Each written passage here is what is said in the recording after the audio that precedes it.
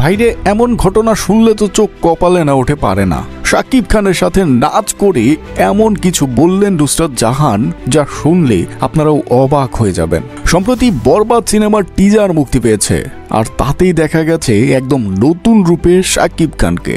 ভয়ানক লুক, দারুণ অ্যাকশন, আর তার সঙ্গে জমকালো এক আইটেম গান। আর এই গানেই শাকিবের সঙ্গে নেচেছেন টলিউড কুইন নুসরাত জাহান।